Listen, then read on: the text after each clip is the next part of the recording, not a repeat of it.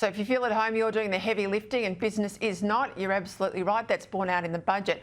In terms of expenditure, we've got some big ticket portfolios. You mentioned before that the structural deficit.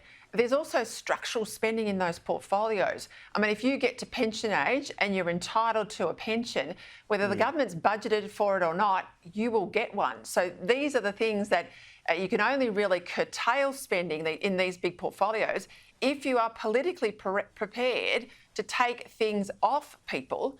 I think more and more time we're not prepared to do that. Run us through those portfolios. The biggest one by far is the NDIS, Peter. This is blown out by tens of billions a year in the latest forecast by the year 2030. And the issue here is mainly who's on it. Initially, it was meant to be people with a severe and permanent disability. We've seen the reality be a lot more people, and some staggering stats about how many young boys, for example, are on the NDIS. Now, the government has said it wants to rein that in, but it's a very slow process. By 2025, they want to reduce the increase annually to 8%. That's not cutting it by 8%, that's the increase annually. So that's how slowly they're planning on turning the NDIS ship around, if you like. So there's a huge increase there. There is a big increase in defence, but intriguingly, not in the forward estimates. Most of the spending there is going out over the 10 years because they're delaying or cutting projects in the short term. There's been some criticism from the coalition on that because supposedly we need to be ready in the short term for a conflict with China or similar. And yet most of the spending is over that 10-year period. Think of other things, though. We've got childcare, massive increases to childcare pay, which the government's footing. Aged care is the same as well. A decision recently in those areas where you're talking about pay increases of 25%. And it's either parents or the government that pays for that. The centres say they're sort of running at the margins anyway. And there's also a new hospital agreement. Will that be factored in tonight, for example, because that's something the government needs to strike in the future, and you could be talking of billions of dollars extra there, given where health inflation is at. I'll go into some other topics, but just before we do, the last thing that I'm going to focus on, and I'll look very carefully at this tonight, given how close we are to a potential federal election. This hollow log, decisions taken, not yet announced. It's where governments agree money in the room at the Expenditure Review Committee of Cabinet. They park the money in there. They know what they're likely to spend it on. It'll be an election pork barrel. We don't know yet.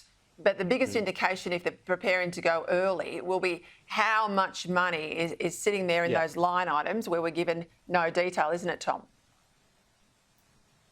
Exactly. If that's massive, then, as you allude to, the government's thinking, hey, maybe we won't have another budget as expected next year in March or April, as has become almost the strange new normal in politics in Canberra because of the electoral cycle. It's sort of become do a last quick budget before an election. So if that's really big, if that's tens of billions of dollars, that might be a factor. I'll just say as well, Peter, we do understand that there's going to be both rent, another increase in the Commonwealth rental allowance, which was not a big surprise, but also an energy rebate, and this one is going to go to every single Australian and about 1 million small businesses. Now, what's different about that is previously it was half-half with the states, and it was people basically on welfare payments, so younger people on New Start, older people, pensioners. But this time it's going to every single household. That makes it expensive, and it will obviously bring down headline inflation. What's fascinating about that in this whole debate is whilst it brings down headline inflation,